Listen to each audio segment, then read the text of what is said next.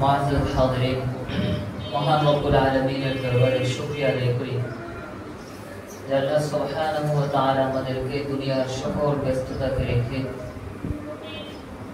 পবিত্র জুমার নামাজ আদায় করার উদ্দেশ্যে আগে আগে মসজিদে আসার তৌফিক দান করেছেন। আমাদের নিয়তে কিছু কথা বলার, কিছু কথা শোনার তৌফিক দান করেছেন।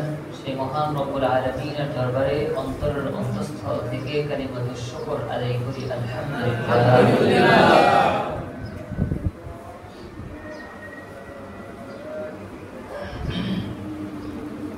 আমানত প্রসঙ্গে আমাদের ধারাবাহিক আলোচনা চলছে। আজকে আমরা আলোচনার প্রথম পর্বে আমানতের খেয়ানত করার ভয়াবহতা নিয়ে আলোচনা করব। এরপরে আমরা ধারাবাহিকভাবে একটি গুরুত্বপূর্ণ বিষয়ে আলোচনা শুরু করব। সেই গুরুত্বপূর্ণ বিষয়টা সম্পর্কে আপনাদেরকে একটু বলে দিচ্ছি। সেটি হচ্ছে, আমরা আমানতের আলোচনার শুরুতে বলেছিলাম যে সন্তান আমাদের কাছে সবচেয়ে বড় একটা আমানত। আমাদের সন্তানরা যে আমাদের কাছে আমানত, সন্তানদের কিছু হক আছে আমাদের কাছে, আমাদের কাছ থেকে সন্তানরা কিছু পায়, তাদের কিছু অধিকার আছে। সেই অধিকারগুলো আমরা আদায় করি কিনা এই বিষয়টা আমাদের বোঝা দরকার।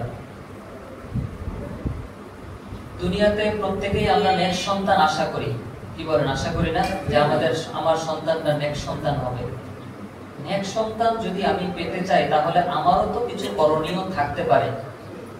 এমন তো না যে আমি শুধুমাত্র সন্তানকে জন্ম দিলাম আর আমার সন্তানটা নেককার হয়ে যাবে। বিষয়টা তো এতটা সহজ না। সেই প্রসঙ্গে সন্তান নামক আমানত বিষয়ে আমরা ধারাবাহিক আলোচনা শুরু করব। যে আলোচনার জন্য আমি দীর্ঘদিন থেকে অপেক্ষা করছি। আপনারা তো জানেনই না, আমি নিজেই অপেক্ষা করছি আজকে 2 বছর ধরে যে আমি কবে আলোচনাটা শুরু করব। কারণ এই আলোচনাটা আমাদের প্রত্যেকের জন্য অনেক বেশি প্রয়োজন।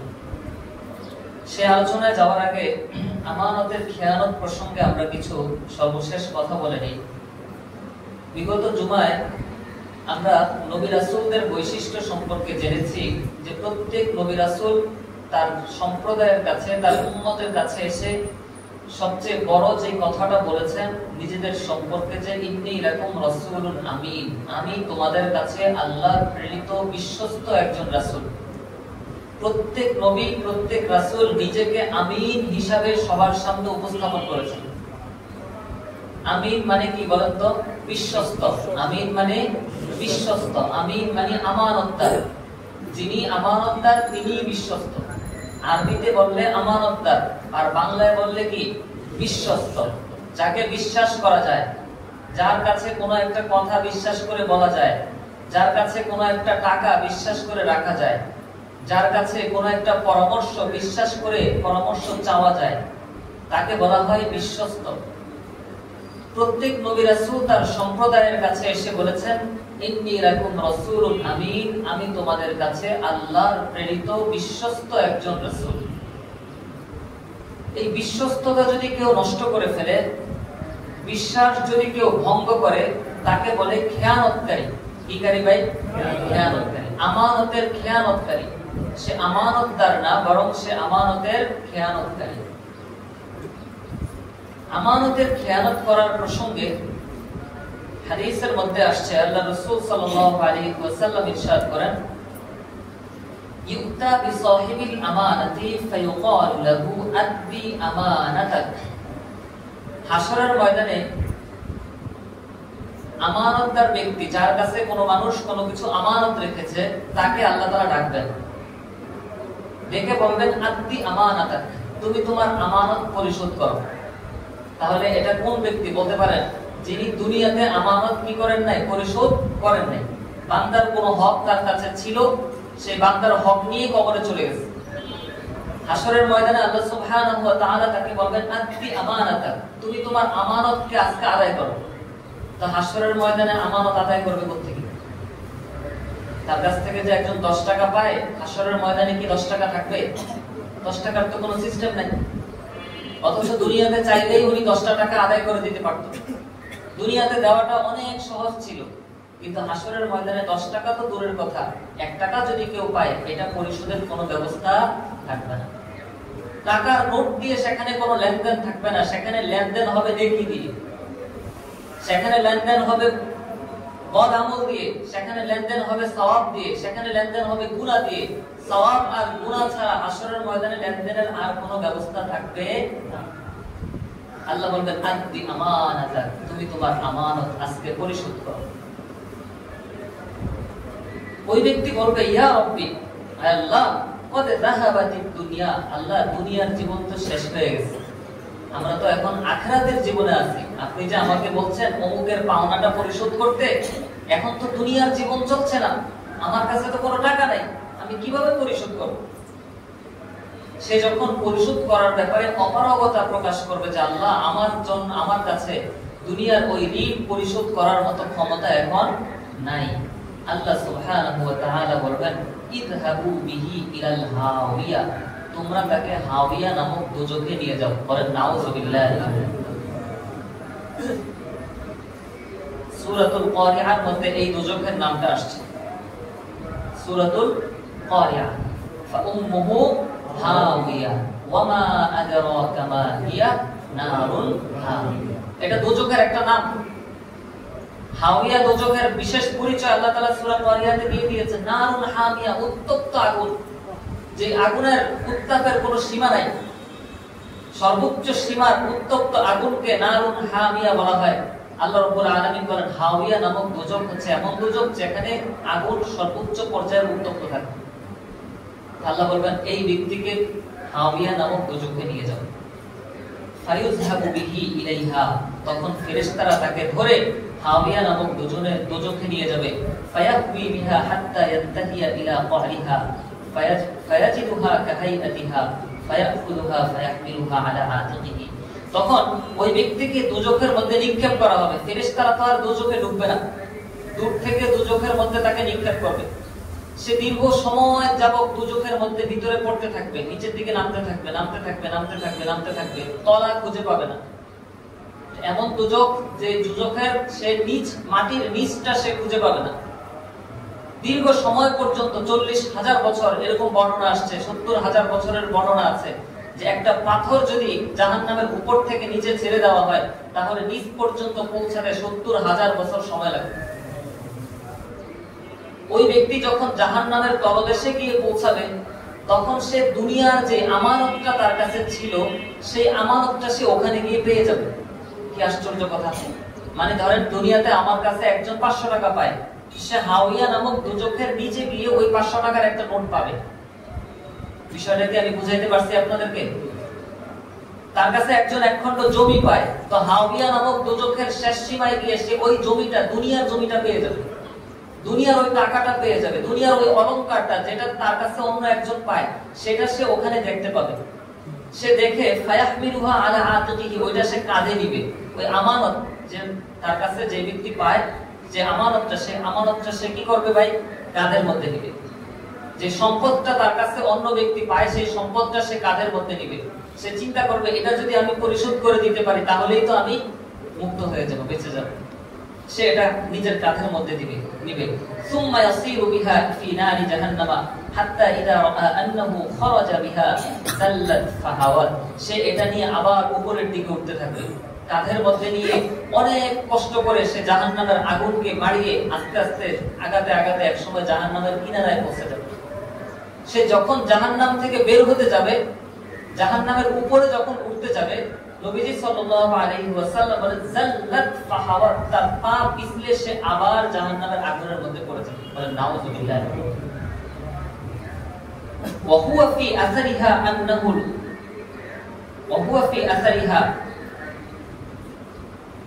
আন্নাহু আবাদাল আবিদিন। নবীজি সাল্লাল্লাহু আলাইহি ওয়াসাল্লাম ইরশাদ করেন এভাবে চিরকাল সে এই শাস্তি ভোগ করতে থাকে। সে ওই আমানতটা কাঁধে নিয়ে আসবে, মনে করবে যে এবার আমি পরিশোধ করে দিব। যখন সে জাহান্নাম থেকে বের হতে যাবে তখন সে পা পিছলে আবার জাহান্নামের মধ্যে পড়ে যাবে। আল্লাহ রাসূল সাল্লাল্লাহু আলাইহি ওয়াসাল্লাম হাদিসের মধ্যে ভয়াবহতা উল্লেখ করার পর নবীজি বলেন শোনো, আমানত কি জিনিস তোমরা কি জানো? নবীজি বলেন আল আমানাতু ফিস সালাতি ওয়াস সাওমি, নামাজের মধ্যেও আমানত আছে। এই নামাজ আল্লাহর পক্ষ থেকে আমানত, এই রোজা আল্লাহর পক্ষ থেকে আমানত, ইসলামের প্রত্যেকটা বিধান আল্লাহ তাআলার পক্ষ থেকে আমানত। নবীজি সাল্লাল্লাহু আলাইহি ওয়াসাল্লাম বলেন ওয়া আশাদ্দু যালিকাল ওয়াদা'i, আমানতের মধ্যে সবচেয়ে ভয়াবহ আমানত হচ্ছে মানুষের সম্পদ। তাহলে নামাজ একটা আমানত, রোজা একটা আমানত, ইসলামের প্রতিটা বিধান একটা আমানত, কিন্তু সবচেয়ে ভয়াবহ আমানত কোনটা বলেন তো? মানুষের সম্পদ, বান্দার হক। এটা হচ্ছে সবচেয়ে ভয়াবহ আমানত, যে আমানত আল্লাহ সুবহানাহু ওয়া তাআলা কখনোই ক্ষমা করবেন না।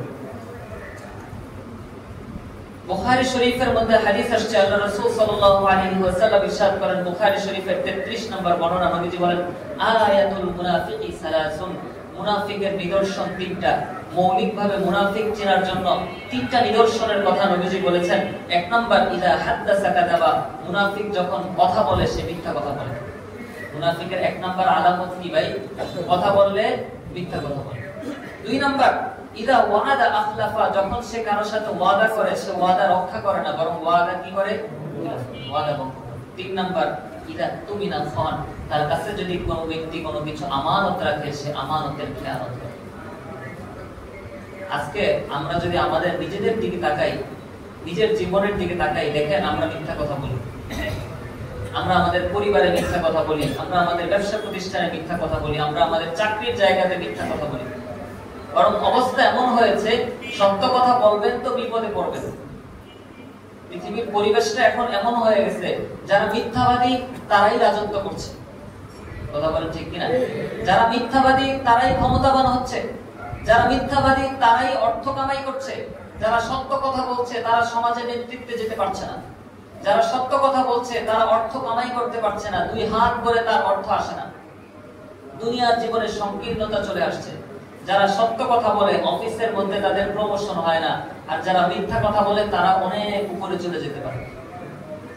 এখন মানুষ বাধ্য হয়ে চিন্তা করে যে মিথ্যা কথা বললেই তো তাই লাভ, কিন্তু না, দুনিয়ার জীবনে মিথ্যা কথা বললে কিছু লাভ হয়তো আমি পেতে পারি, এটা শয়তানের ধোঁকা ছাড়া আর কিছুই না। এটা দিয়ে আমাকে পরীক্ষা করা হচ্ছে যে তুমি যদি মিথ্যা বলো তোমার প্রমোশন হয়ে যাবে, আর সত্য বললে তোমার বেতনের স্কেল আরো 5 বছর এটাই থাকবে। এখন এটা অনেক বড় একটা পরীক্ষা যে আমি আমার সন্তানের দিকে যদি তাকাই, আমার দিন দিন খরচ বাড়ছে, আমার স্ত্রীর পিছনে খরচ আমার বাড়ছে, আমার পরিবারের মধ্যে খরচ বাড়ছে, আমার মা বাবা দিন দিন অসুস্থ হয়ে যাচ্ছে। খরচের দিকে তাকাইলে মনে মনে চিন্তা করে, মাঝে মাঝে মনে হয় একটা মিথ্যা কথা বলে যদি প্রমোশন পেয়ে যাই, পরে না হয় মাপ চেয়ে নিব আল্লাহর কাছে, পরে আল্লাহর কাছে তওবা করে নিব। এই ওয়াসওয়াসা শয়তান আমাকে দেয় এবং আমিও ওয়াসওয়াসার মধ্যে পড়ে যাই। কেন ওয়াসওয়াসার মধ্যে পড়ি? আমার সন্তানের দিকে তাকায়া, আমার স্ত্রীর দিকে তাকায়া, আমার পরিবারের দিকে তাকিয়ে আমি চিন্তা করি যে একটা মিথ্যা কথা বলার দ্বারা যদি আমার বেতন 10,000 টাকা বেড়ে যায়, তা আমি তওবা করে নিলেই তো হয়ে গেল। কিন্তু একজন মুমিন মুত্তাকি বান্দা, আল্লাহ সুবহানাহু ওয়া তাআলার প্রতি যার অগাধ বিশ্বাস আছে, তিনি চিন্তা করবেন যে আমার কোটি টাকার চেয়ে একটা সত্য কথা আল্লাহ রাব্বুল আলামিনের কাছে প্রিয়। আমি সত্যের উপর থাকবো, আমার বেতন বাড়ার প্রয়োজন নাই, আল্লাহ আমাকে খাওয়াবেন, কারণ আল্লাহ তাআলাই তো রাজ্জাক। আমি মিথ্যা বললে একটা অর্থ থেকে, একটা সম্পদ থেকে, আমার একটা পণ্য থেকে আমি বেশি লাভ করতে পারি, আমি মিথ্যা বলে বেশি লাভ করব না। এই চিন্তা করেও বেশি লাভ করব না যে আমি বেশি লাভের টাকাটা মাদ্রাসায় দান করব, বেশি লাভের টাকাটা মসজিদে দান করব, বেশি লাভের টাকা দিয়ে আমি জনকল্যাণমূলক কাজ করব। এই চিন্তা করেও মিথ্যা কথা বলা জায়েজ নাই। অনেকে এই চিন্তা করে মিথ্যা কথা বলে, বলে যে আমি ব্যবসা একটু মিথ্যা বলে মানুষকে ধোঁকা দিয়ে, মানুষের সাথে প্রতারণা করে কিছু টাকা পয়সা ইনকাম করি, আর পরে এটা দিয়ে আমি একটা ভালো কাজ করে নিব, এটা দিয়ে আমি মানুষকে কিছু দান সদকা করব, এটা দিয়ে আমি কিছু মানুষকে স্বাবলম্বী হতে সাহায্য করব। এগুলো শয়তানের ধোঁকা ছাড়া আর কিছুই না। এইজন্য আল্লাহ রাসূল সাল্লাল্লাহু আলাইহি ওয়াসাল্লাম মিথ্যা কথার ব্যাপারে বলেছেন, যে ব্যক্তি মিথ্যা কথা বলে, যে ব্যক্তি ওয়াদা করলে ওয়াদা খেলাফ করে, যার কাছে কেউ আমানত রাখলে আমানতের সে খেয়ানত করে, নবীজি সাল্লাল্লাহু আলাইহি ওয়াসাল্লাম ইরশাদ করেন এই তিনটা বৈশিষ্ট্য যার মধ্যে থাকবে, মুনাফিক হওয়ার ব্যাপারে তার কোনো সন্দেহ নেই। আল্লাহ তাআলা আমাদের সবাইকে হেফাজত করেন, সবাই বলেন আমিন। হযরত মাইমুন বিন মিহরান রাহমাতুল্লাহি আলাইহি বলেছেন, তিনটা বিষয় পৃথিবীতে এমন আছে যে তিনটা বিষয়ে ভালো মানুষ এবং খারাপ মানুষ সমান। কয়টা বিষয়ে ভালো মানুষ খারাপ মানুষ সমান? তিনটা বিষয়। অর্থাৎ তিনটা ক্ষেত্র এমন আছে যে তিন ক্ষেত্রে ভালো মানুষ আর খারাপ মানুষের কোনো তারতম্য করা যাবে না। এক নম্বর, ইদাল সালাসাতুন তুআদ্দিনা ইলাল বাররি ওয়াল ফাজির। এক নাম্বার হচ্ছে আল আমানাতু, আমানত যদি আমার কাছে কেউ কোন চোরও যদি একটা আমানত রাখে তবুও তার আমানত তাকে পৌঁছে দিতে হবে।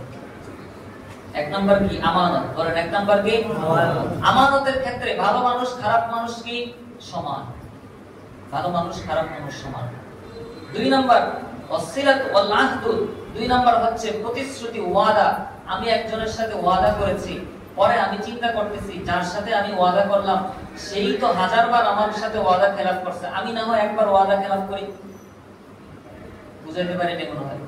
আপনি একজনের সাথে ওয়াদা করছেন, ইতিমধ্যে উনি বিভিন্ন ক্ষেত্রে আপনার সাথে অনেকবার ওয়াদা ভঙ্গ করছে। তা আপনি এখন মনে মনে চিন্তা করতেছেন সে আমার সাথে এতবার ওয়াদা ভঙ্গ করছে, আমি এবার তার সাথে এই ওয়াদাটা রক্ষা করব না। কিন্তু না, এক্ষেত্রে এই আচরণ আমার হতে পারবে না। সেই মানুষটা ভালো হোক, সেই মানুষটা খারাপ হোক, আমি যদি ওয়াদা দিয়ে থাকি তাহলে আমাকে আমার ওয়াদা রক্ষা করতে হবে। আমাকে আমার ওয়াদা রক্ষা করতে হবে। আমি একটা কোম্পানিতে চাকরি করি, ওই কোম্পানি আমার সাথে ভালো আচরণ করে না, তারা আমার সাথে উত্তম আচরণ করে না, অতিরিক্ত কষ্ট দেয়, অতিরিক্ত নির্যাতন করে। এখন শ্রমিক চিন্তা করলো যেহেতু মালিক আমার উপর নির্যাতন করে, আমাকে বেতন ঠিকঠাক মতো দেয় না, আমিও এখন থেকে কাজে ফাঁকি দিব। এটা সে করতে পারবে না, কাজে ফাঁকি সে দিতে পারবে না। সে ওয়াদা দিয়ে ঢুকেছে যে কাজ করবে তো কাজ করতে হবে, ভালো না লাগলে চাকরি ছেড়ে দিবে। বিষয়টা বুঝাইতে পারছি তো? ভালো না লাগলে কি করবে? চাকরি ছেড়ে দিবে। যদি ওই রাস্তা খুলে দেওয়া হয় যে চোর আমার জুতা চুরি করবে তো আমিও আরেকজনের জুতা চুরি করব, তাহলে আর জুতা কারোটাই খুঁজে পাওয়া যাবে না। কথা বুঝেন নাই মনে হয়? যদি এই রাস্তা আমরা খুলে দেই যে কোম্পানির মালিক যদি আমার উপর একটু অন্যায় করে তো আমিও কাজে ফাঁকিবাজি করতে পারবো, তাহলে পৃথিবীতে কোনো কোম্পানি আর টিকবে না। প্রত্যেকটা শ্রমিকের মনেই মালিকের বিরুদ্ধে কিছু না কিছু অভিযোগ আছে। বুঝেন নাই মনে হয় কথা? আবার মালিকের কাছেও ওই শ্রমিকের ব্যাপারে কিছু না কিছু অভিযোগ থাকে। তো প্রত্যেকে যদি প্রত্যেকের জায়গা থেকে এই চিন্তা করে যে আমার উপর সে যেহেতু অন্যায় করছে তো আমিও অন্যায় করব, এই কাজ করলে পৃথিবীর শৃঙ্খলা নষ্ট হয়ে যাবে। এই জন্য প্রতিশ্রুতির ক্ষেত্রে, ওয়াদার ক্ষেত্রে কে আমার সাথে আচরণ করলো, কেমন আচরণ করলো সেটা দেখা যাবে না, বরং আমি যে ওয়াদা দিয়েছি, যে প্রতিশ্রুতি দিয়েছি সেই প্রতিশ্রুতি রক্ষা করব। তিন নাম্বার হচ্ছে সিলাতুর রহিম, আত্মীয়তার সম্পর্ক রক্ষা করা। অমুক আমার কাছে ফোন দেয় না, এজন্য আমিও তার কাছে ফোন দেই না। অমুক আপনার কি লাগে? বলে আমার বোন লাগে। কথা বুঝেন নাই মনে হয়? আমার বোন আমার কাছে ফোন দেয় না তো আমি ভাই তার কাছে কি করি না? ফোন দিচ্ছি না, খবর দিচ্ছি না। তো আমার বোন গুনাহের কাজ করতেছে, কবিরা গুনাহ করছে, আমিও কবিরা গুনাহ করছি। দিন শেষে ভালো হইল কে? কেউই তো ভালো না আমরা।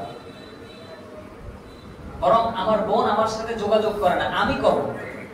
সে কবিরা গুনাহ করছে, আমি আমার আত্মীয়তার সম্পর্ক রক্ষা করার যে ইসলামের বিধান আছে সেই বিধান আমি পালন করছি। আমি মুক্তি পেয়ে গেলাম। কিয়ামতের ময়দানে আমাকে সে দোষারোপ করতে পারবে না, কিন্তু সে আটকায় যাবে। এটা শুধু বোনের ক্ষেত্রে না, যে কারো ক্ষেত্রে হতে পারে, যে কোনো আত্মীয়ের ক্ষেত্রে হতে পারে। আমার খালা এক সময় আমার সাথে খারাপ আচরণ করছে, ঠিক আছে খারাপ আচরণ করেছে, কিন্তু খালা তো আপন। মায়ের বোনকেই তো কি বলা হয়? খালা বলা হয়। তো আমার খালাম্মার সাথে আমি যোগাযোগ বন্ধ করে রাখছি 10 বছর 20 বছর হয়ে গেছে, এটা করা যাবে না।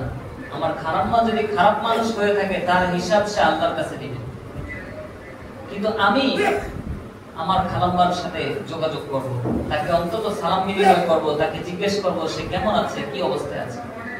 আমার চাচা, সে আমার সাথে অন্যায় করেছে, আমার বাবার মৃত্যুর পরে সে সম্পদ বন্টন করার ক্ষেত্রে আমার সাথে অনেক বড় অন্যায় করেছে, ভালো জমিগুলো সে নিজে নিয়ে নিছে, আর আমার বাবা না থাকার কারণে আমার উপর সে জুলুম করেছে। আমি ছোট ছিলাম বলে সে আমার প্রতি ইনসাফ করে নাই, আমার উপর বৈষম্য করেছে, আমি সঠিক পরিমাপে আমার বাবার সম্পত্তি পাই নাই। এরকম জালেম চাচা আমাদের সমাজে আছে কিনা? জালেম চাচা যদি জালেম হয়ে থাকে, চাচার হিসাব তো চাচা দিবে। হাসরের ময়দানে তাকে আল্লাহর কাঠগড়ায় দাঁড়াইতে হবে। কিন্তু চাচা হিসাবে আমি যেহেতু তার ভাতিজা, ভাতিজা হিসাবে আমার যেটুকু দায়িত্ব আছে তার প্রতি, সেটুকু দায়িত্ব আমি আমার জায়গা থেকে পালন করব। বিষয়টা কি বুঝাইতে পারছি ভাই? আমি আমার জায়গা থেকে সেটুকু দায়িত্ব পালন করব। তার হিসাব সে দিবে, কিন্তু আমি আল্লাহর কাছে পার পেয়ে যাবো যে আল্লাহ আমি আমার আত্মীয়তার সম্পর্ক রক্ষা করেছি। এই জন্য এই তিনটা বিষয়ে কখনোই কারো মাঝে পার্থক্য করা যাবে না। এই ক্ষেত্রে ভালো মানুষ এবং খারাপ মানুষ, নেককার বদকার সমান। তিনটা বিষয় কি মনে আছে তো? 1 নাম্বার আমানত, 2 নাম্বার ওয়াদা প্রতিশ্রুতি, 3 নাম্বার আত্মীয়তার সম্পর্ক। এই 3 বিষয়ে প্রত্যেক মানুষের সাথে আমাদেরকে সমান আচরণ করতে হবে। আমানতের খেয়ানত করা এটা ইহুদিদের বৈশিষ্ট্য। আমানতের খেয়ানত করা কাদের বৈশিষ্ট্য? ইহুদিদের বৈশিষ্ট্য। ইহুদিদের একটা বিশেষ বৈশিষ্ট্য, তারা আমানতের খেয়ানত করে। আল্লাহ সুবহানাহু ওয়া তাআলা পবিত্র কোরআনে ইরশাদ করেন, ওয়া মিনহুম মান ইন তা'মানহু বিদিনারিন লা ইউআদ্দিহি ইলাইকা ইল্লা মা দুমতা আলাইহি কাইমা।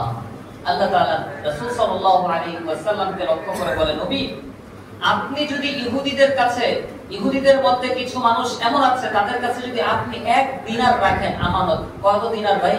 1 দিনার, 1 টাকা যদি তাদের কাছে আমানত রাখেন, আল্লাহ বলেন লা ইউআদ্দিহি ইলাইকা ইল্লা মা দুমতা আলাইহি কাইমা, তাদের পিছনে লেগে থাকা ছাড়া ওই 1 দিনার আপনি উদ্ধার করতে পারবেন না। তাহলে এটা কাদের বৈশিষ্ট্য বলেন তো? ইহুদিদের। এই বৈশিষ্ট্য আমাদের মধ্যে আছে, এই বৈশিষ্ট্য আমাদের মধ্যে আছে। একজন 5 টাকা আমার কাছে পায়, এই পর্যন্ত সে 2-3 বার আমাকে স্মরণ করায় দিয়েছে আমার পকেটে টাকা আছে, তাও আমি দেই না। একজন 100 টাকা পায়, আমার পকেটে 2-4 হাজার টাকা সবসময় থাকে, অথচ ওই 100 টাকা আমি পরিশোধ করি না। সে 2-3 বার ওই দোকানদার আমাকে মনে করায় দিয়েছে, তো ভাইজান আপনার সাথে আগের একটা হিসাব ছিল। ঠিক আছে রাখেন রাখেন। ওই আগের হিসাব 100 টাকা ওইটা থাকে, ওটা 2 বছর 5 বছর। এক পর্যায়ে দোকানদার চিন্তা করে ব্যবসা করতে গেলে তো 2-4 টাকা মার্কেটের মধ্যে থাকবেই, মানুষের কাছে থাকবে, ওই চিন্তা করে উনি চাওয়াই বাদ দিয়ে দিয়েছে, আর উনিও দেওয়াই বাদ দিয়ে দিয়েছে। অথচ লেনদেনটা ছিল মাত্র 100 টাকা। কথা কি বুঝতে পারছেন? এইরকম কিছু স্বভাব আছে। নগদ টাকা দিয়ে সে খরিদ করে সব সময় দোকান থেকে, কিন্তু কিছু বাকি সে রেখে দেয়, অল টাইম এটা থাকে, এই বাকিটা কোনোদিন সে পরিশোধ করে না। এরকম স্বভাব কিছু মানুষের আছে। এমন না যে তার সামর্থ্য নাই, ভাই বিপদ আপদ হইলে দোকানদারের কাছ থেকে বাকি নেওয়া এটা তো খারাপ না, ব্যবসায়ীরাও তো আমাকে বাকি দিবে। কিন্তু ওই যে লেনদেনটা আমি শুরু করেছি, ধরেন প্রথমে 5,000 টাকার বাজার করলাম, তো বাজার করে তাকে 4500 টাকা দিয়ে বললাম 500 টাকা থাকো, তো কোনো দোকানদার কি এখন কিছু বলার আর সুযোগ আছে? 500 টাকার জন্য কি আপনার কাছ থেকে সে জোরাজুরি করতে পারবে? একজন মানুষ 5000 টাকার বাজার করেছে, সে 500 টাকা আপাতত কম দিচ্ছে, কিছুদিন পরে আবার কিছুদিন পরে আপনি গিয়ে আবার 2000 টাকার বাজার করেছেন, তো মোট হয়েছে 2500 টাকা। আপনি ওই 500 টাকা রাখে আবার 2000 টাকা দিয়ে চলে আসছেন, অথবা আপনি 200-400 টাকা আরো বাড়াইছেন। এভাবে একটা অঙ্ক তার খাতার মধ্যে সব সময় জমা থাকে, চাইলে হিসাবটা ক্লিয়ার করে ফেলা যায়, কিন্তু হিসাবটা সে ক্লিয়ার করে না। এই হিসাব এই অবস্থায় রেখে তার মৃত্যু হয়, আর এই অল্প কিছু টাকার জন্য হাসরের ময়দানে তার জন্য জাহান্নাম ওয়াজিব হয়ে যাবে। ইহুদিদের বৈশিষ্ট্য, নবীজি সাল্লাল্লাহু আলাইহি ওয়াসাল্লামকে লক্ষ্য করে আল্লাহ বলেন, তাদের কাছে যদি আপনি 1 দিনার আমানত হিসেবে রাখেন, এই 1 দিনার উদ্ধার করার জন্য মা দুমতা আলাইহি কাইমা, দীর্ঘদিন লেগে থাকা ছাড়া আপনি ওই 1 দিনার উদ্ধার করতে পারবেন না। হযরত মালিক ইবনে দিনার রাহমাতুল্লাহি আলাইহি এই আয়াতের ব্যাখ্যার মধ্যে অত্যন্ত চমৎকার একটা কথা বলেছেন। উনি বলেছেন, দিনার যে শব্দটা, দিনার মানে তো আমরা বুঝি স্বর্ণ মুদ্রা, দিনার মানে কি? স্বর্ণ মুদ্রা। দিরহাম মানে রৌপ্য মুদ্রা। বলেন দিনার মানে কি? স্বর্ণ মুদ্রা। যেই টাকা স্বর্ণ দিয়ে বানানো হয় সেটাকে বলে দিনার, আর যেটা রূপা দিয়ে বানানো হয় সেটাকে বলে কি? দিরহাম। বুঝছেন তো? এবার আমরা বাংলাতে বলি টাকা, তো আমাদের যেহেতু টাকা, আমরা টাকা হিসাবে চিনব। হযরত মালিক ইবনে দিনার রাহমাতুল্লাহি আলাইহি দিনার শব্দকে নিয়ে বলেন, দিনার শব্দটার মধ্যে 2টা অংশ আছে, একটা হচ্ছে দিন, একটা হলো নার। 2টা মিললে দিনার। খেয়াল করেন, দিনার, দিন আর কি নার। দিন মানে কি? ধর্ম। দিন মানে কি? ধর্ম। নার মানে আগুন। বলেন দিন মানে ধর্ম, নার মানে আগুন। মালিক ইবনে দিনার রাহমাতুল্লাহি আলাইহি বলেন, এমন একটা শব্দ দিনার এই শব্দের মধ্যেই এটার কার্যকারিতা আল্লাহ তাআলা উল্লেখ করে দিয়েছেন, বুঝিয়ে দিয়েছেন। অর্থাৎ এই দিনার, এই টাকাকে কোনো ব্যক্তি যদি সঠিক পথে অর্জন করে আর সঠিক পথে ব্যয় করে, এটা তার দ্বীন হবে, এটা তার ধর্ম হবে, এটা তাকে জান্নাতে নিয়ে যাবে। আর এই টাকা যদি কেউ হারাম পথে উপার্জন করে আর হারাম ক্ষেত্রে ব্যবহার করে, এই দিনার তার জন্য নার হবে, আগুন হবে, এই টাকা তাকে জাহান্নামে নিয়ে যাবে। হযরত হুযায়ফা রাদিয়াল্লাহু আনহু থেকে একটা হাদিস আসছে বুখারী শরীফের ৭৫৮৬ নম্বর বর্ণনা। হযরত হুযায়ফা রাদিয়াল্লাহু আনহু বলেন, হাদাসানা রাসূলুল্লাহ সাল্লাল্লাহু আলাইহি ওয়াসাল্লাম হাদিসাইন, নবীজি সাল্লাল্লাহু আলাইহি ওয়াসাল্লাম আমাদেরকে দুইটা হাদিস শোনাইছেন। যে দুই হাদিসের মধ্যে দুইটা ভবিষ্যৎবাণী নবীজি দিয়েছেন, যে দুই ভবিষ্যৎবাণীর মধ্যে একটা আমরা দেখেছি, একটা আমি পেয়েছি, আরেকটা আমি এখনো পাই নাই, অপেক্ষায় আছি। তাহলে নবীজি ভবিষ্যৎবাণী করেছেন কয়টা? দুইটা। উনি বলেন আমি একটা পেয়ে গেছি, আরেকটার জন্য অপেক্ষা করছি। দুই ভবিষ্যৎবাণী কি? আল্লাহ রাসূল সাল্লাল্লাহু আলাইহি ওয়াসাল্লাম ইরশাদ করেন, হযরত হুযায়ফা রাদিয়াল্লাহু আনহু বলেন, হাদাসানা আন্নাল আমানাতা নাযালাত ফি হিজরি কুলুবির রিজাল। আমাদেরকে নবীজি বলেছেন আল্লাহ তাআলা আমানতকে এই উম্মতের জন্য একটা সম্পদ হিসাবে দিয়েছেন, যে এই উম্মতের বিশেষ একটা বৈশিষ্ট্য হবে, এই উম্মত আমানতদার হবে। এই উম্মতকে আল্লাহ কি দিয়েছেন? আমানত দিয়েছেন। সুম্মা আলিমু মিনাল কুরআন সুম্মা আলিমু মিনাস সুন্নাহ। অতঃপর এই উম্মত কোরআন থেকে আমানতের বিষয়গুলো ভালোভাবে অনুধাবন করেছে, হাদিস থেকে আমানতের বিষয়গুলো ভালোভাবে অনুধাবন করেছে এবং আমানত অনুযায়ী তারা জীবন যাপন করেছে। এটা হাদিসের এক অংশ। হযরত হুযায়ফা রাদিয়াল্লাহু আনহু বলেন, নবীজি সাল্লাল্লাহু আলাইহি ওয়াসাল্লাম হাদিসের দ্বিতীয় অংশ আমাদেরকে বলেছেন, হাদাসানা আন রাফইহা, আমানত একদিন উঠে যাবে, এই কথাও নবীজি আমাদেরকে বলেছেন। খুব ভালো করে খেয়াল করেন। তো নবীজি সাল্লাল্লাহু আলাইহি ওয়াসাল্লাম হাদিসের প্রথম অংশে বলছেন আল্লাহ আমানতকে দিবেন। আমানত মানুষ শিখবে, কিভাবে আমানত রক্ষা করতে হয় সেটা জানবে, সেই অনুযায়ী আমল করবে। এটা হাদিসের কয় নাম্বার অংশ? এক নাম্বার অংশ, প্রথম অংশ। দ্বিতীয় অংশ নবীজি বলেছেন আমানত এক সময় থাকবে না, আমানত আল্লাহ তাআলা উঠায় নিয়ে যাবেন। কিভাবে উঠায় নিয়ে যাবেন? হুযায়ফা রাদিয়াল্লাহু আনহু বলেন, ইয়ানামুর রাজুলুন নাওমাতা, মানুষ ঘুমাবে, রাত্রিবেলা মানুষ ঘুমাবে, ফায়ুকবাদুল আমানাতু মিন কলবিহি, আল্লাহ তার অন্তর থেকে আমানতকে ছো মেরে নিয়ে যাবেন, তার অন্তরে আর আমানত থাকবে না। ফায়ুসবিহুন নাস, মানুষের অবস্থা এমন হবে, ইয়াতাবায়াউনা, দৈনন্দিন লেনদেন তারা করছে, বেচা বিক্রি করছে, ফালা ইয়াকাদু আহাদুন ইউআদ্দিল আমানা, কিন্তু কেউ আমানত রক্ষা করছে না। পৃথিবীর অবস্থা এমন দাঁড়াবে যে মানুষ ব্যবসা বাণিজ্য করছে, লেনদেন করছে, চুক্তি করছে, সব কিছু করছে, কিন্তু একটা জিনিস নাই, সেটা কি? আমানত নাই, আমানতদারি নাই। এবং ফায়ুকালু ইন্না ফি বানি ফুলানিন রাজুলান আমিনান, এমন পরিস্থিতি হবে মানুষ একজন আরেকজনের কাছে বলাবলি করবে, অমুক এলাকায় একজন আমানতদার ব্যক্তি ছিলেন, মানে এখন আর কেউ আমানতদার মানুষ নাই।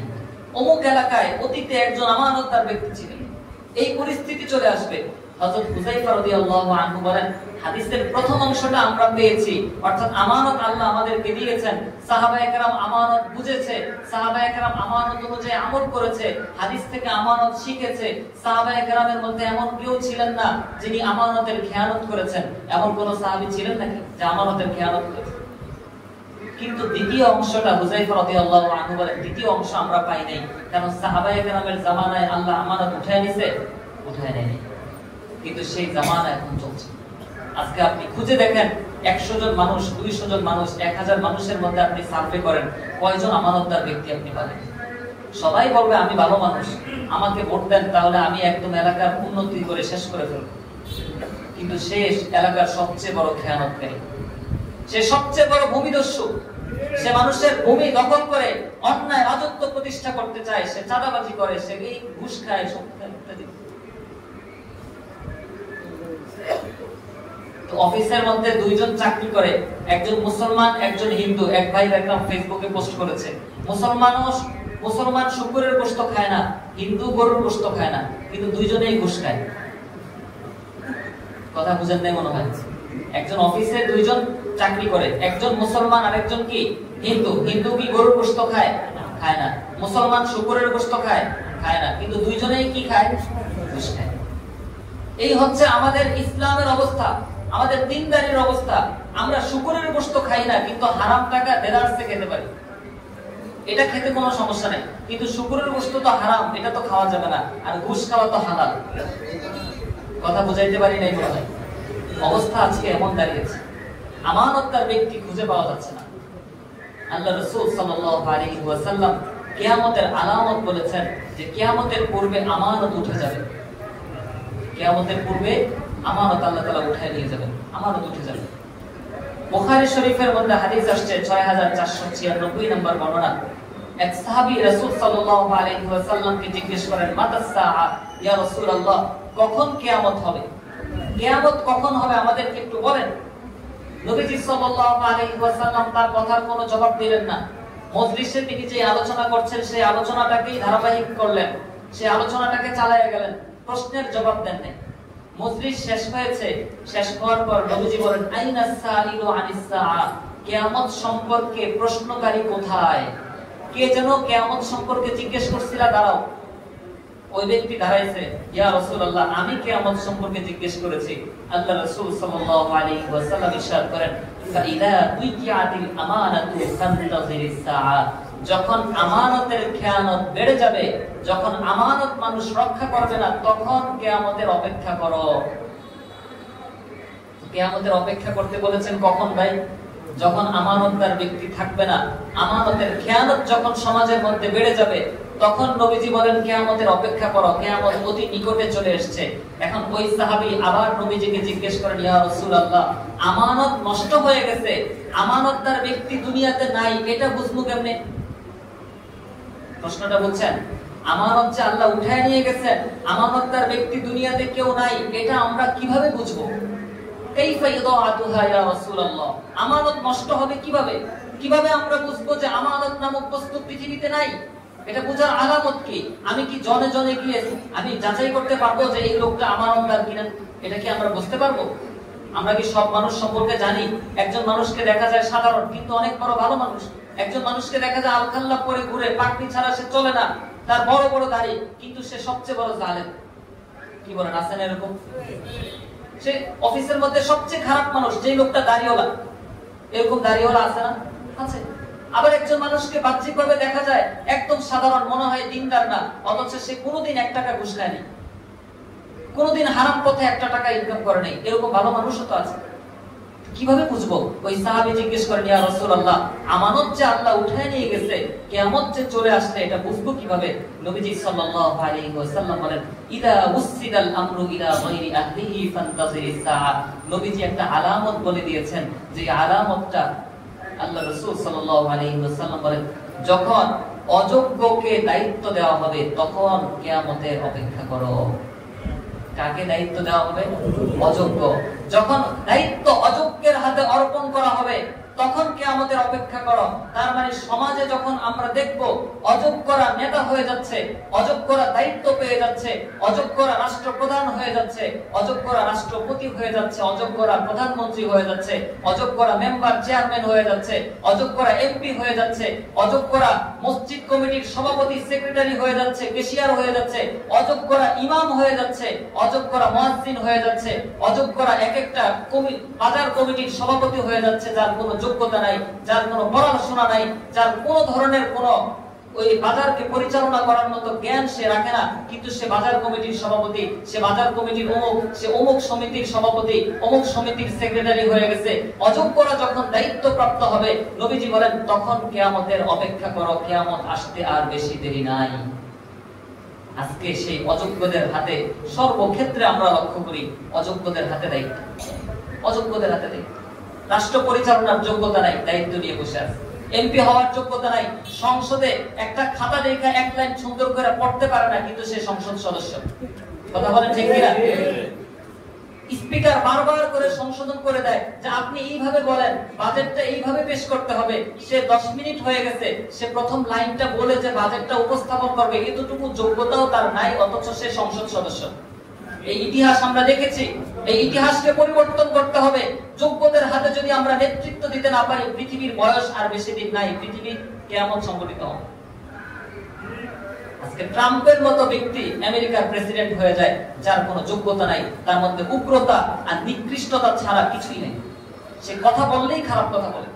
আজকে মোদির মতো ব্যক্তি একটা এত বড় দেশের প্রধানমন্ত্রী হয়ে যায়, যে এক সময় চা বিক্রি করতো, তার কোনো পড়াশোনার যোগ্যতা নাই, সে এক লাইন ইংরেজি বলতে পারে না, কিন্তু একটা দেশের প্রধানমন্ত্রী হয়ে গেছে। এভাবে আপনি পুরো পৃথিবী খুঁজে দেখেন, অযোগ্যরা পৃথিবী শাসন করছে, অযোগ্যরা রাষ্ট্র পরিচালনা করছে, অযোগ্যরা সমাজ পরিচালনা করছে।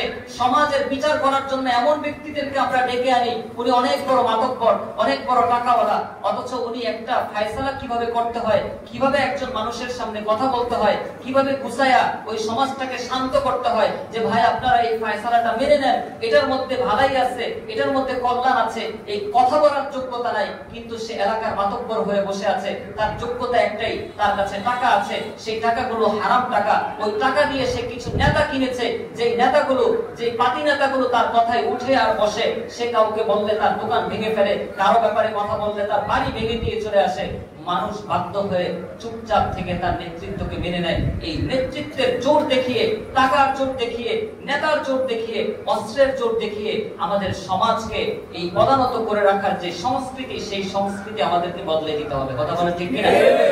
যদি এই সংস্কৃতি পরিবর্তন না করেন, তাহলে কিয়ামত হয়ে যাবে, তাহলে কিয়ামত সংঘটিত হয়ে যাবে। এইজন্য আল্লাহ রাসূল সাল্লাল্লাহু আলাইহি ওয়াসাল্লাম বলেন, যখনই অযোগ্যদের হাতে নেতৃত্ব চলে যাবে, এটা বুখারীর বর্ণনা, বানায়া কোনো কথা বলতেছি না, বুখারী শরীফের হাদিস বললাম, বুখারী শরীফের 6496 নম্বর বর্ণনা। এইজন্য যে কোনো ক্ষেত্রে যোগ্য ব্যক্তির হাতে নেতৃত্ব দিতে হবে। যোগ্য ব্যক্তির হাতে যদি আপনি নেতৃত্ব না দেন, তাহলে সব ধ্বংস হয়ে যাবে, সব নষ্ট হয়ে যাবে। ইবনে মাজার মধ্যে হাদিস আসছে 4536 নম্বর বর্ণনা। নবীজি সাল্লাল্লাহু আলাইহি ওয়াসাল্লাম ইরশাদ করেন, সায়াতি আলান নাসি সাওয়াতুন খাদ্দাআতুন, মানুষের মধ্যে কিয়ামতের পূর্বে এমন কিছু সময় আসবে, এমন একটা সময় আসবে, যেই সময়টা এমন হবে, ইউসাদ্দাকু ফিহাল কাযিব, যখন সত্যবাদীদেরকে মিথ্যাবাদী বলা হবে। এটা হাদিস ইবনে মাজাহ শরীফের 4536 নম্বর বর্ণনা। নবীজি বলেন, এমন একটা সময় আসবে যখন সত্যবাদীদেরকে কি বলা হবে? মিথ্যাবাদী বলা হবে। ওয়া ইউকাদ্দাবু ফিহা সাদিক, এবং মিথ্যাবাদীদেরকে সত্যবাদী বলা হবে, আর সত্যবাদীদেরকে মিথ্যাবাদী বলা হবে। আল্লাহ রাসূল সাল্লাল্লাহু আলাইহি ওয়াসাল্লাম বলেন, ওয়া ইউক্তামানু ফিহাল খাইন, যে খেয়ানতকারী তাকে বলা হবে আমানতদার, আর যে আমানতদার তাকে বলা হবে খেয়ানতকারী। অমুক ভাইয়ের চরিত্র ফুলের মতো পবিত্র, কি বলেন? এই স্লোগান আছে না নাই? আছে। অমুক ভাই সবচেয়ে বড় আমানতদার, অথচ সে সবচেয়ে বড় খেয়ানতকারী। নবীজির হাদিস অক্ষরে অক্ষরে আজকে মিলে যাচ্ছে, অক্ষরে অক্ষরে মিলে যাচ্ছে। নবীজি বলেন, এমন একটা সময় আসবে সত্যবাদীকে মিথ্যাবাদী বলা হবে, আর মিথ্যাবাদীকে সত্যবাদী বলা হবে। যখন ট্রাম্পের মতো প্রেসিডেন্টকে কাবার ইমাম গিয়ে বলে আসে যে উনি সত্যের প্রতীক, তখন বুঝতে বাকি নাই যে সেই সময়টা এখন চলছে। কি ঘটনা আপনারা জানেন না? ট্রাম্পের মতো প্রেসিডেন্টকে যখন কাবার ইমাম বলবে যে আপনি শান্তির প্রতীক, আমরা আপনার নেতৃত্বে পৃথিবীতে শান্তি প্রতিষ্ঠা করতে চাই, তখন আর বুঝার বাকি নাই যে সত্যবাদীকে মিথ্যাবাদী বলা আর মিথ্যাবাদীকে সত্যবাদী বলার হাদিস আজকে অক্ষরে অক্ষরে সমাজে মিলে গেছে। এই বাস্তবতা আমাদেরকে বুঝতে হবে। আর যারা সত্যবাদী, যারা হকের উপর থাকবে, সঠিক কথা বলবে, ইসলামের কথা বলবে, তাদেরকে বলা হবে সে জঙ্গি, তাদেরকে বলা হবে সে সন্ত্রাসী, তাদেরকে বলা হবে তারা উগ্রবাদ, তারা সাম্প্রদায়িক সম্প্রীতিকে নষ্ট করছে। আপনি ইসলামের কথা বলেন, আপনাকে জঙ্গি ট্যাগ দিয়ে আয়না ঘরে ঢুকিয়ে দিবে। কথা বলেন ঠিক কিনা? আপনি হকের উপর থাকেন, স্বাধীনতার জন্য লড়াই করবেন, পুরো পৃথিবী আপনাকে সন্ত্রাসী আখ্যা দিয়ে আপনার উপর বোমা নিক্ষেপ করবে। পৃথিবীব্যাপী এটাই চলছে। যারা মাজলুম তাদেরকে জালেম হিসেবে উপস্থাপন করা হচ্ছে, সন্ত্রাসী হিসেবে উপস্থাপন করা হচ্ছে। যারা মানুষের পক্ষে দাঁড়ায়, নির্যাতিতের পক্ষে কথা বলে, তাদেরকে পৃথিবীর মিডিয়া সন্ত্রাসী হিসেবে আখ্যায়িত করে। কথা বলেন ঠিক কিনা? আর যেই আমেরিকা এই সন্ত্রাসবাদের জন্মদাতা, যারা পৃথিবীব্যাপী এই বোমা সাপ্লাই করে, যারা আফগানের মাটিতে মাদার অফ অল বোমসের মতো পৃথিবীর সবচেয়ে বড় বোমা যারা নিক্ষেপ করেছে, সেই আমেরিকা হয়ে যায় শান্তির বাহক, আমেরিকা হয়ে যায় শান্তির ফেরিওয়ালা, আমেরিকা হয়ে যায় শান্তি প্রতিষ্ঠার মূর্ত প্রতীক। কথা বলেন ঠিক কিনা? এটা পৃথিবীর বাস্তবতা। আল্লাহ রাসূল সাল্লাল্লাহু আলাইহি ওয়াসাল্লাম এই কথা আরো 1400 বছর আগে বলে গেছেন। নবীজি সাল্লাল্লাহু আলাইহি ওয়াসাল্লাম বলেন ওয়ায়ানতিকু ফিহা রুয়াইবিদা নামক ব্যক্তিরা সমাজের মধ্যে কথা বলা শুরু করবে। নবীজি বলেন রুয়াইবিদা নামক ব্যক্তিরা সমাজে কথা বলবে। সাহাবায়ে কেরাম জিজ্ঞেস করেন রুয়াইবিদা ব্যক্তি কারা? আল্লাহ রাসূল সাল্লাল্লাহু আলাইহি ওয়াসাল্লাম ইরশাদ করেন আর-রাজুলু তাফিহু ইয়াতাকাল্লামু ফি আমরিল আম্মা, একজন সাধারণ মানুষ, তুচ্ছ মানুষ, সে সাধারণ জনসাধারণ এবং পুরো দেশবাসীর বিষয় নিয়ে আলাপ করে। টকশোতে এমন এমন বক্তাদেরকে দাওয়াত দেওয়া হয়, এমন এমন বক্তাদের বক্তব্য নেওয়া হয় যাদের ওই সম্পর্কে কোনো জ্ঞান নেই। আমরা দেখেছি শাহরিয়ার কবিররা কিভাবে টকশোতে বসে বসে ইসলামের ব্যাপারে কথা বলেছে, কথা বলেন ঠিক কিনা? অথচ ইসলাম বিষয়ে তাদের কোনো জানাশোনা নাই, তাদের কোনো পড়ালেখা নাই। নবীজি বলেন সাধারণ তুচ্ছ মানুষ যারা সমাজের নিকৃষ্ট কীট, তারা বসে বসে ইসলামের ব্যাপারে কথা বলবে, তারা বসে বসে ইসলাম শান্তির ধর্ম শিখাবে। ইসলাম কি শান্তির ধর্ম না অশান্তির ধর্ম এটা আমরা ভালো করে জানি। এটা ওই ধরনের বুদ্ধিজীবীদের কাছ থেকে ইসলাম শেখার সময় আমাদের নাই, কথা বলেন ঠিক কিনা? ইসলাম শিখবো যারা ইসলাম ওয়ালা, তাদের কাছ থেকে শিখবো। ইসলাম শিখবো আলেমদের কাছ থেকে, ইসলাম শিখবো কোরআন ওয়ালাদের কাছ থেকে। টকশো করা বুদ্ধিজীবীদের কাছ থেকে ইসলাম শেখা যাবে না। নবীজি সাল্লাল্লাহু আলাইহি ওয়াসাল্লাম বলে দিয়েছেন রুয়াইবিদা ব্যক্তিরা সমাজের মধ্যে কথা বলবে। আল্লাহ রাসূল সাল্লাল্লাহু আলাইহি ওয়াসাল্লাম বুখারী শরীফের হাদিস, নবীজি সাল্লাল্লাহু আলাইহি ওয়াসাল্লাম ইরশাদ করেন 6178 নম্বর বর্ণনা, রাসূল বলেন কিয়ামতের ময়দানে ইন্নাল গাদিরা ইয়ানসিবুল্লাহু লাহু লিওয়াআন ইয়াউমাল কিয়ামা, কিয়ামতের ময়দানে আল্লাহ খেয়ানতকারীর জন্য একটা পতাকা টাঙাবেন। হাসরের ময়দানে যারা দুনিয়াতে খেয়ানত করছে, আমানত রক্ষা করে নাই, তাদের জন্য আল্লাহ কি করবে বলেন তো? একটা পতাকা টানাবেন। ফায়ুকালু আলা হাযিহি গদরাতু ফুলান, এবং ওই পতাকাটা টানায়া দিবেন যাতে দূর থেকে মানুষ দেখা যায়, এবং ফেরেশতারা বলবে এই যে পতাকাটা দেখছো, ওই পতাকার নিচে যিনি দাঁড়ায় আছে উনি একজন খেয়ানতকারী। বলেন নাউযুবিল্লাহ। আজকে আমি আমানতের খেয়ানত করছি, আমার বিষয়টা গোপন আছে, হাসরের ময়দানে হাজার কোটি মানুষের সামনে আমার বিষয় আল্লাহ তাআলা প্রকাশ করে দিবেন, কথা বলেন ঠিক কিনা? তখন আমার লজ্জা কোথায় যাবে? তখন আমাকে লজ্জিত হতে হবে। এজন্য প্রিয় ভাই, দুনিয়াতে অল্প কিছুদিনের জন্য আল্লাহ আমাদেরকে পাঠিয়েছেন। আজকেই আমার মৃত্যু হতে পারে, 1 ঘন্টা পরে আমি পৃথিবীতে না থাকতে পারি। এই জুমার নামাজ আমার জন্য সর্বশেষ জুমা হতে পারে। আমার কাছ থেকে মানুষ যে টাকাগুলো পায়, আমার কাছ থেকে মানুষ যে হকগুলো পায়, আমি মানুষের যে হকগুলো নষ্ট করেছি, এগুলো যদি আমি পরিশোধ না করি, এই অবস্থায় যদি আমার মৃত্যু হয়, আমার সন্তানরা আমার ঋণ পরিশোধ করবে না। বর্তমানে সন্তানরা ঋণ পরিশোধ করতে চায় না, বরং ঋণ পরিশোধের ব্যাপার যখন আসবে তখন সন্তানদের মধ্যে ঝগড়া শুরু হয়। তুই দে, বড় ভাই বলে ছোট ভাইরে তুমি দাও, ছোট ভাই বলে বড় ভাইকে আপনি দিয়ে দেন, আমার দেওয়ার টাকা নেই। সবার এখন অর্থের সংকট শুরু হয়ে যায়। অথচ এই বাবা ছোটবেলায়, তারা যখন ছোট ছিল, নিজে না খেয়ে নিজে না পড়ে সন্তানদেরকে মানুষ করছে। কথা বুঝেন নাই মনে হয়? এই বাবা নিজে না খেয়ে সেই সন্তানকে খাওয়াইছে, নিজে না পড়ে সন্তানকে কাপড় কিনে দিচ্ছে, পোশাক কিনে দিয়েছে, ঈদ সুন্দরভাবে করার জন্য সন্তানের জন্য বাবা সারাটা জীবন ব্যয় করে দিয়েছে। কিন্তু বাবার মৃত্যুর পরে এই সন্তান বলে বাবার ঋণ পরিশোধের আমার সামর্থ্য নাই, আমি এখন কি করব? মাসালার জন্য আসে যে আব্বা তো ঋণ আছে, ঋণ তো আমি দিতে পারতেছি না।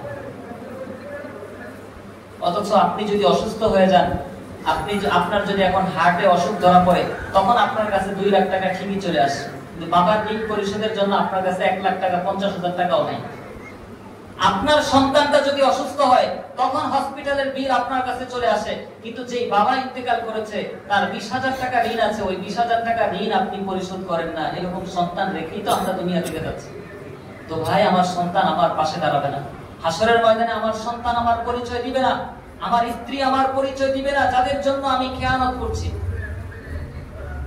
এইজন্য দুনিয়াতে হায়াত থাকতে আমি আমার আমানতগুলো আদায় করে দিই, মানুষের পাওনাগুলো মানুষকে বুঝায় দেই, মানুষের অধিকারগুলো মানুষকে বুঝায় দেই। এটাই রাসূল সাল্লাল্লাহু আলাইহি ওয়াসাল্লামের বৈশিষ্ট্য ছিল। নবীজি সাল্লাল্লাহু আলাইহি ওয়াসাল্লাম এক রাতে রাসূল সাল্লাল্লাহু আলাইহি ওয়াসাল্লাম একটা খেজুর খেয়ে ফেলছেন। নবীজি এপাশ ওপাশ করছেন, ঘুম আসছে না। হযরত আয়েশা রাদিয়াল্লাহু আনহা বলেন, ইয়া রাসূলুল্লাহ, আপনি ঘুমাচ্ছেন না কেন, কি হয়েছে? নবীজি বলেন, আমি আমার বিছানার মধ্যে একটা খেজুর পেয়ে খেয়ে ফেলছি, এখন আমার কাছে মনে হচ্ছে এই খেজুরটা কি সদকার খেজুর ছিল কিনা, এই চিন্তায় আমি আজকে ঘুমাইতে পারতেছি। তারা কেমন মানুষ ছিলেন, আল্লাহ রাসূল সাল্লাল্লাহু আলাইহি ওয়াসাল্লাম কেমন মানুষ ছিলেন, একটু চিন্তা করে দেখেন। হযরত ওমর ইবনে আব্দুল আজিজ রাহমাতুল্লাহি আলাইহির ঘটনা আপনারা জানেন। হযরত ওমর ইবনে আব্দুল আজিজ রাহমাতুল্লাহি আলাইহির কাছে রাষ্ট্রীয় সম্পদ হিসেবে আপেল আসছে, তার মেয়ে আপেল খেতে চেয়েছে, কিন্তু তিনি মেয়েকে আপেল দেন নাই, সব বাজারে বিক্রি করে রাষ্ট্রীয় কোষাগারে দিয়ে দিয়েছে। কিন্তু তার স্ত্রী বাজার থেকে টাকা দিয়ে কিনে আপেল আনছে। ওই আপেল কি এখন আর রাষ্ট্রীয় সম্পদ আছে? উনি তো টাকা দিয়ে কিনে আনছেন, কিন্তু মেয়ের হাতে যখন আপেল তিনি দেখেছেন, আপেলটা তিনি ছুঁড়ে মেরেছেন। ছুঁড়ে মেরে তাকে যখন জিজ্ঞেস করা হয়েছে, এটা তো আর রাষ্ট্রীয় সম্পদ না, আপনি তবুও কেন নিয়ে গেলেন? তিনি বলেন, ওয়াল্লাহি লাকাদ ইনতাসাতুহা মিন ইবনি কান্নামা নাযাতুহা আন কলবি। আল্লাহর কসম, আমি আমার সন্তানের হাত থেকে সে একটা আপেল খেতে চেয়েছে, এটা যখন আমি তার কাছ থেকে নিয়ে যাচ্ছি, আমার কাছে মনে হয়েছে আমি আমার কলিজাটা চিরে ফেলেছি, তবুও আমি এই কাজটা করেছি, কারণ লাকিন কারিহতু আন আদিয়া নাসিবি মিনাল্লাহি বিতুফাহাতিন। আমি আশঙ্কা করছি এই একটা আপেলের কারণে যদি হাসরের ময়দানে আমি আল্লাহর কাছ থেকে পার না পেয়ে যাই, যদি আমি আটকায় যাই, আল্লাহর কাছ থেকে যদি সেই সওয়াব আমি বঞ্চিত হয়ে যাই, এই আশঙ্কায় আমি আমার কলিজা চিরে গেছে আমার সন্তানের হাত থেকে, যখন আমি আপেলটা নিয়ে গেছি তবুও আমি এটা আমি আমার সন্তানকে খেতে দেই। এমন আমানতদার ব্যক্তি তারা ছিলেন। এজন্য প্রিয় ভাই, বান্দার হকের ব্যাপারে সচেষ্ট হব তো ইনশাআল্লাহ। যাদের যত টাকা ঋণ আছে, যেখানে আছে, সবাই আমরা ঋণ পরিশোধের জন্য চেষ্টা করি, পারবো ইনশাআল্লাহ। আল্লাহ সুবহানাহু ওয়া তাআলা আমাদের সবাইকে বুঝার এবং আমল করার তৌফিক দান করেন। আমিন। ওয়া আখিরু দাওয়ানা।